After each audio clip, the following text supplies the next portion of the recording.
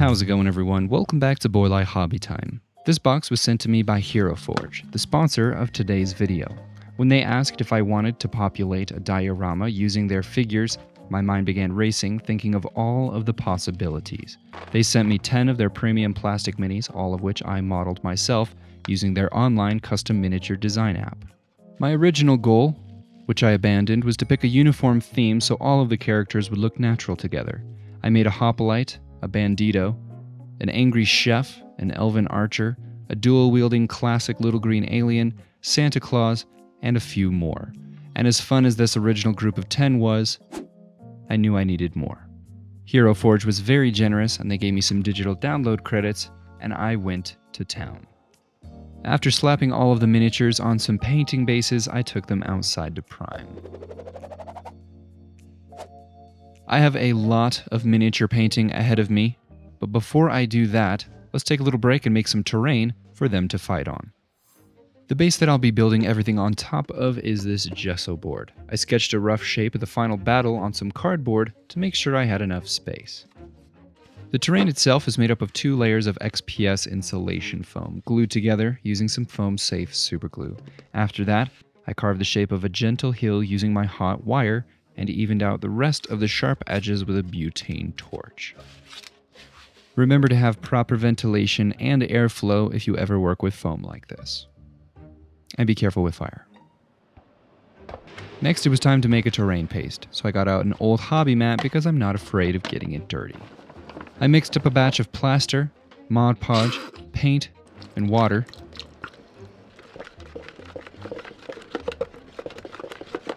And I smeared it over the whole pink surface and had just enough to coat the sides of the diorama as well. I smoothed those out with isopropyl alcohol and my gloved hand. In order to give some visual interest to this battlefield and break up the large empty hill, I thought it would be fun and add a little more realism if these figures were having their ultimate showdown in a place that looked like Stonehenge. Obviously.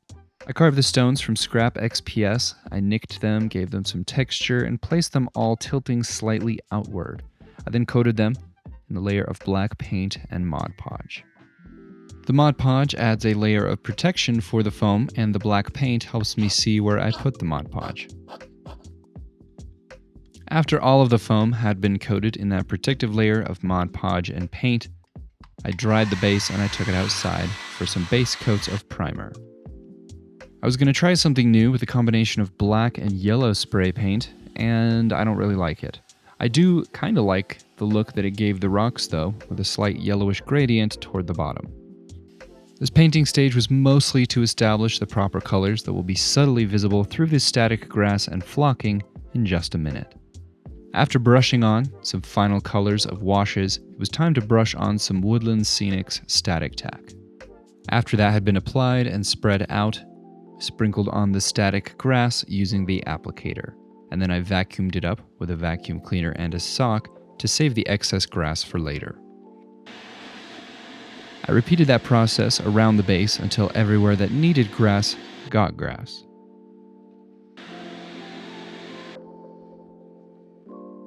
I added some color variation to the grass using some shades of flocking, followed by a little bit of dirt in the middle, and I sealed it all with a generous amount of isopropyl alcohol and watered down white glue. And while that dries, let's get back to painting the minis.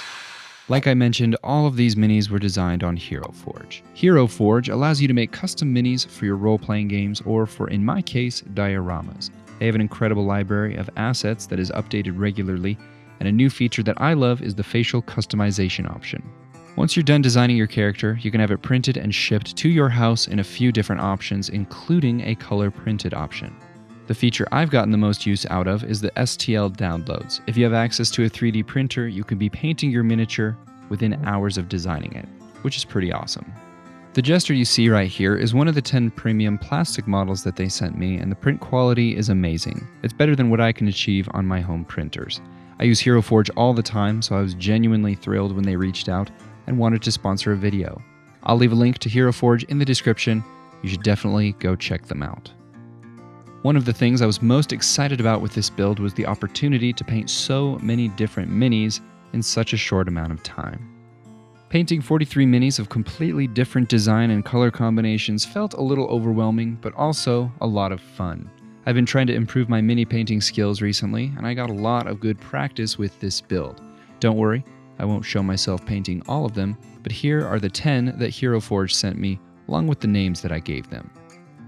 Before this elven archer, you saw Lester the Jester, Amigo Montoya, and Brad. I wet blended some green, yellow, and blue on the elf's bow, and I'm really happy with how that looks. I'd like to keep using that technique going forward. You may be wondering why this chef is so angry, and I think that's because he was shot with a slingshot.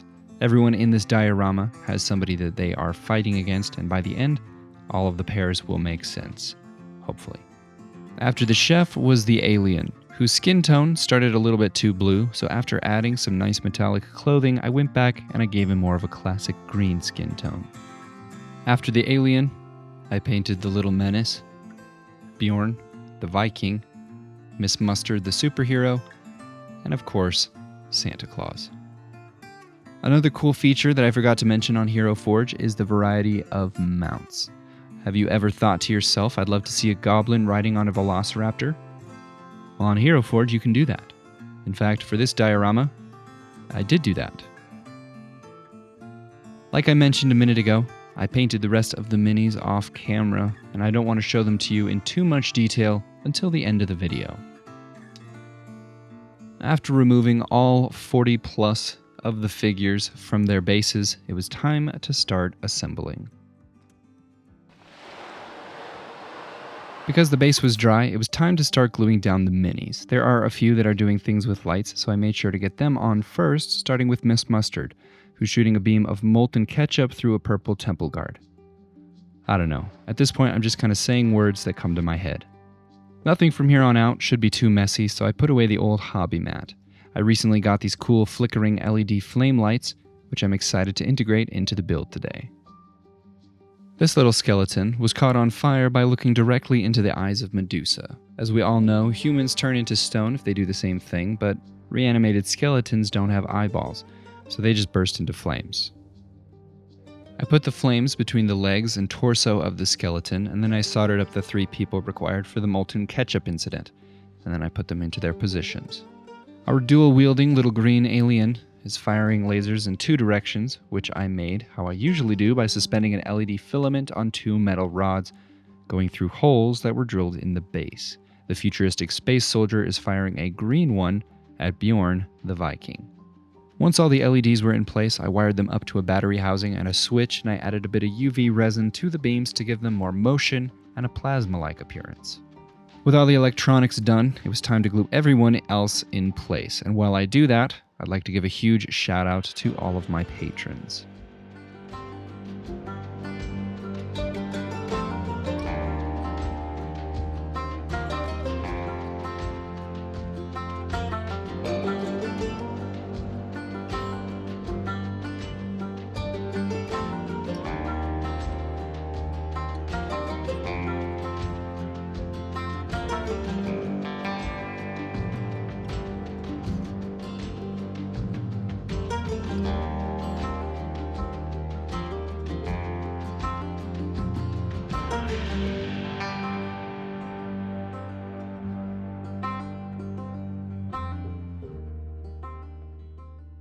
With all of the figures in place, it was time to paint the sides of the diorama with black 4.0. Thanks to you guys, I was bumped to the top of the list. Thank you very much for that. I also ordered another bottle of black 3.0, and when that gets here, I will be sure to do a side-by-side comparison. I also had one extra figure that I made on Hero Forge and used to represent myself in my alligator attack diorama, and I thought it would be fitting to add it to this diorama. After painting the figure with black 4.0, I put it in place. After that, I called it good.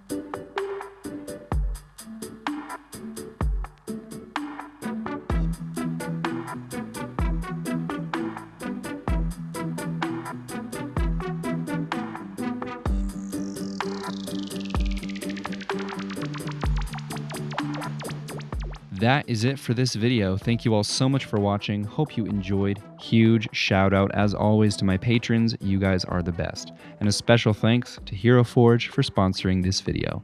Hope you guys have a great week. I'll see you next time. Wololo.